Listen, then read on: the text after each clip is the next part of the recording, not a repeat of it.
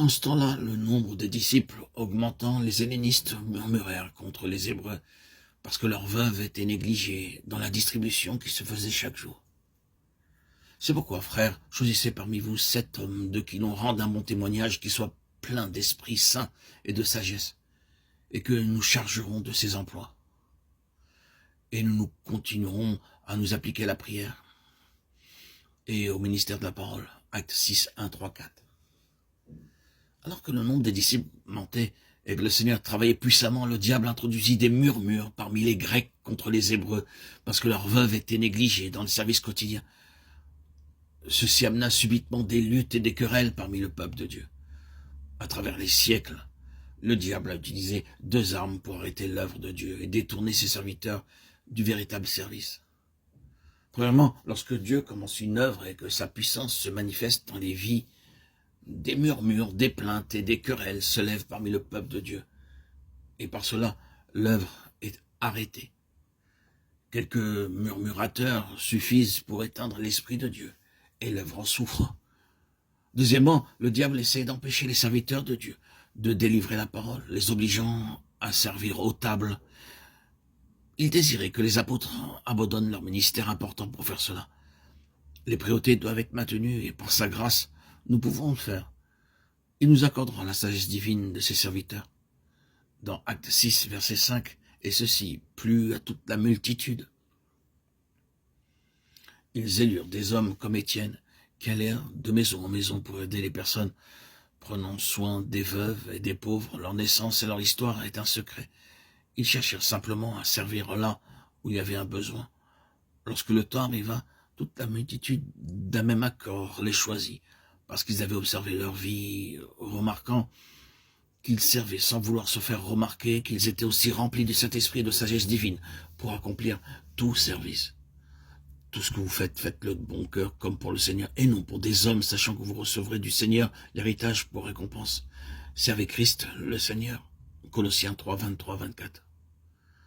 Nous aussi, frères et sœurs en Christ, chers amis, auditeurs, auditrices, bien-aimés, nous avons besoin de l'onction du Saint-Esprit, quel que soit le service et son importance. Ça peut être le service auprès des veuves, des pauvres, ou prendre soin du bâtiment, ou servir de la nourriture, ou bien installer des endroits propices, ou tout autre travail dans la maison de Dieu, afin que cet endroit soit agréable pour recevoir et accueillir les fidèles. Mais quelle que soit la tâche, nous devons bénéficier de l'onction et être remplis de sagesse et du Saint-Esprit et de l'onction divine pour découvrir ce qui doit être fait dans la maison de Dieu et pour le service de Dieu. Nous devons aussi faire toutes ces choses comme pour lui et non pas pour les hommes, le regard des hommes.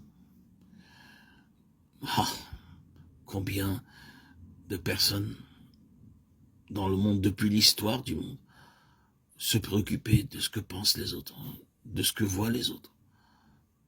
Voulez-vous être aussi un vase divinement élu? Alors soyez prêts et désireux d'accomplir joyeusement de simples choses, non pas pour l'homme, mais pour Dieu. Dieu vous remplira de son Saint-Esprit et de sagesse. C'est ainsi qu'Étienne fut choisi comme un vase de Dieu. Étienne, plein de grâce et de puissance, faisait des prodiges et de grands miracles parmi le peuple. Acte 6, 8. Il était simplement désigné pour veiller sur les veuves, pour accomplir des tâches pratiques. Mais bientôt, il fut rendu manifeste qu'il était un homme de foi. Il n'a pas cherché la lumière. La lumière est venue à lui. On n'a pas connu grand-chose de la vie d'Étienne. Sa vie paraissait courte. Mais le Seigneur a fait qu'il est devenu le premier martyr. A fait et a démontré qu'il a été choisi et élu de Dieu. Frères et sœurs en Christ bien-aimés, si vous désirez faire sa volonté, il vous choisira et fera de vous un homme de foi, comme il l'a fait pour Étienne et comme beaucoup d'hommes à travers l'histoire du monde. Et alors seulement vous verrez les merveilles de l'action de Dieu. Il est un Dieu vivant, j'en témoigne moi-même. Depuis le 26 septembre 2019, ma vie a changé. Tout a changé. Mon être a changé, mon cœur a changé, mon esprit a changé. Il m'a transformé toutes ces années par son esprit. Il a fait de moi un être vivant, un être témoignant de la grâce de Dieu. Ah, ce Dieu est vivant et plein de sagesse. Je n'aurais pas pensé une seule seconde que Dieu pouvait être aussi présent dans la vie d'un homme, aussi puissant par sa grâce qui m'inonde, m'anime quotidiennement, jour après jour, semaine après semaine, mois après mois, depuis de nombreuses années maintenant. Depuis ce jour béni du 26 septembre 2019 où j'ai reçu par mon baptême, par immersion au lac de ma ville, l'Esprit Saint, l'Esprit de Dieu, qui m'a guéri d'une bipolarité qui a duré 34 ans depuis ma préadolescence. Ah, je portais la croix sans le savoir. Dieu m'avait préparé, il avait préparé le terrain, puis m'a fait connaître ces missionnaires venant de Haïti et vivant pour la plupart à Montréal. Parmi ces hommes et femmes, il y avait quelqu'un de particulier qui, le jour où je les ai rencontrés, avait lui-même été baptisé. Cet homme avait prié pour moi le jour où j'avais témoigné de ma foi en Christ en étant juif. Les gens étaient consternés. Ces Haïtiens étaient surpris comment un juif peut croire en Jésus. Et pourtant, ça existe à travers le monde. Depuis l'histoire du monde, il y a toujours eu des juifs. Combien d'âmes à la Pentecôte, d'âmes croyant au Dieu d'Israël, ont été convertis à Christ, qui est lui-même le Dieu véritable, le Dieu vivant, le Dieu d'Israël, incarné, qui a pris chair en Jésus. Donc, ce jour béni, et cet homme qui était, ce jour même, le jour de cette rencontre, était baptisé, m'a baptisé. Et par son intermédiaire, cet instrument qu'il se plaît à dire, souvent, chaque fois que je le remercie, qu'il est un instrument inutile, je le conçois, nous sommes tous des instruments aux mains de Dieu et nous ne sommes que ces vases. C'est donc ce vase choisi, ce monsieur m'a accordé l'Esprit Saint par son intermédiaire. J'ai reçu l'Esprit Saint.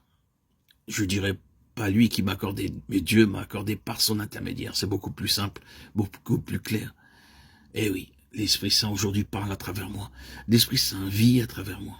Et cela depuis maintenant plus de 6 ans, depuis mon baptême. Je suis guéri de cette bipolarité. Je n'ai plus ni médicaments, ni hospitalisation, ni ce trop-plein de médecins et de psychiatres qui sont peut-être sympathiques, mais quand tu es guéri, quand tu as reçu la guérison, le sceau de l'Esprit, ils ne sont plus nécessaires, ne sont plus utiles. Ils m'ont aidé, c'est vrai, mais lorsque tu as l'Esprit Saint, tu n'as plus besoin d'aide, tu n'as plus besoin d'intermédiaire. Lui te donne le discernement. Cet Esprit Saint est une personne qui est là, qui te convainc et te fait voir ce que d'autres ne voyaient pas. Sans parler de nombreuses visions que j'ai eues et des révélations par mes rêves. Je te remercie, ô Dieu vivant, de m'avoir choisi, élu, de m'avoir fait ton vase pour te louer, te chanter. Tu m'as donné les armes, les forces, la subtilité, l'intelligence et la sagesse pour comprendre, saisir, abandonner ce qui était superflu. Par ta parole, Seigneur Jésus, tu m'as délivré, tu m'as libéré. Elle fait partie de ma vie, elle est ma vie. Tout mon quotidien, tout mon entendement est dirigé vers toi. Je ne désire qu'une seule chose, Seigneur Jésus, au quotidien, te faire plaisir et te faire honneur. Car pour moi, c'est une grâce, c'est une merveille, c'est un enchantement. Merci, Seigneur. C'est un enchantement de te connaître, de m'avoir permis de vivre ce secret merveilleux que de croire en ce Dieu trinitaire, Père, Fils et Saint-Esprit, qui est le Dieu véritable, le Dieu d'Israël, le seul et unique Dieu. Qui peut saisir ce mystère, si ce n'est que par la foi? Gloire à toi et à ton très saint nom, Seigneur Jésus-Christ Yeshua, Melech HaMashiach, l'Olam Vaed.